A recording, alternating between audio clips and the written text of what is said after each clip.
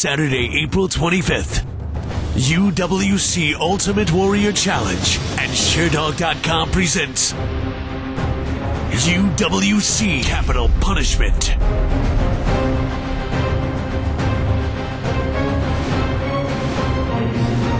Text VIP to 30644 for a chance to win the ultimate VIP Fight Night package. Saturday, April 25th, UWC Capital Punishment. Saturday, April 25th, 2009, the UWC will continue with the goals that we have set out to grow MMA on the East Coast, to be pioneers of the sport, to uncover the next great champions of tomorrow. We are working diligently to continue to help grow MMA. We are working to help uncover some of the next great champions of tomorrow. We think that we found some of those in the up-and-coming UWC fighters. We are committed to bringing some of the best MMA anywhere, anytime, any place to you Saturday, April 25th, coming to you from the George Mason University Patriot Center, UWC 6, Capital Punishment. What I like about the UWC is they go out and they recruit the best fighters. So the matchmaker, like Joe Silva in the UFC, goes out and he finds the most exciting fights. UWC is doing the same thing. They're getting fantastic fighters that have a very high skill level, and they're matching them against opponents where they know that there's going to be a lot of action. I believe on the East Coast and in the Mid-Atlantic and beyond that, the UWC has a significant amount to offer. There are serious athletes, serious camps, guys who are going to go to the top. What they need are legitimate promotions and legitimate opponents. And when people and organizations can put those together consistently, successfully, they can't be stopped. I believe 2009 is a time for UWC to really put its stamp on the MMA scene. Saturday, April 25th on UWC 6 Capital Punishment, we are following through with our commitment to continue to bring some of the best MMA that you can find anywhere, committed to bringing and growing and uncovering some of the next great champions of tomorrow. So what you're going to see is some of the guys that you've seen in some of the other shows that have been rising up through the UWC to bigger and better things. That's tied. That's it. With just 1:16 left to go in round number 3. Mike, the Hulk Easton taps out Justin Robbins. You got, of course, Mike Easton defending his belt for the first time in a very short period of time. And he said, Marcella, I want to fight. I don't want to rest. I want to continue to defend my belt. I love this belt. And nobody's taking it away from me. So, of course, Mike the Hawk Easton in his first title defense at UWC Capital Punishment. It's been really interesting to watch the progression of the matchmaking for Jamal. People have been lining up because they want a shot. He's a big name. If they can knock him off, that's really going to help their career. Here we go. We're going to make some news right now. Any idea who that's going to be?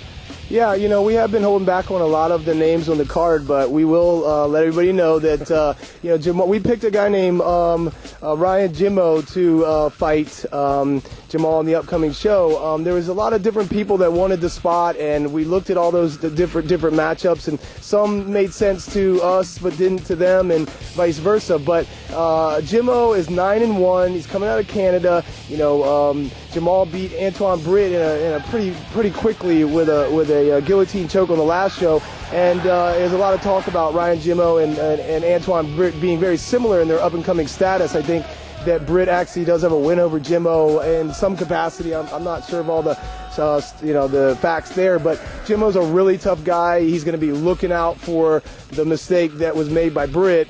And, so I expect fireworks from that fight, and it certainly is another example of the best up-and-coming light heavyweights out there. Your winner, Ron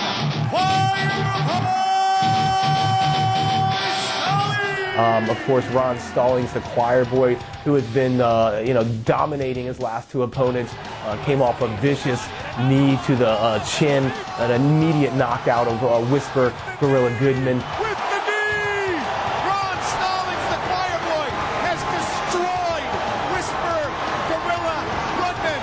Of course, Marcus Ferran and the no contest between Richie Hightower. It was unfortunate, and we've never had a no contest or a disqualification in the UWC, and I personally don't want to see a fight end that way, and so we're going to let that one happen again and hopefully it'll go to the distance.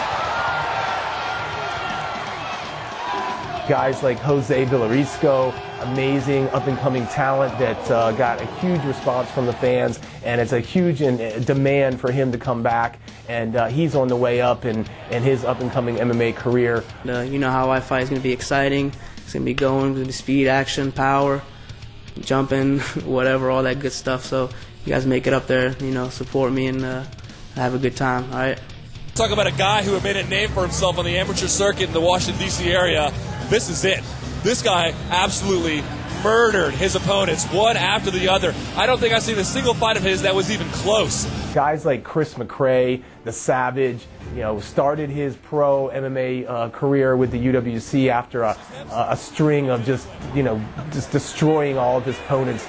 I think 9-0, 10-0 as an amateur. He's now 2-0 in the UWC and is rising up pretty quickly.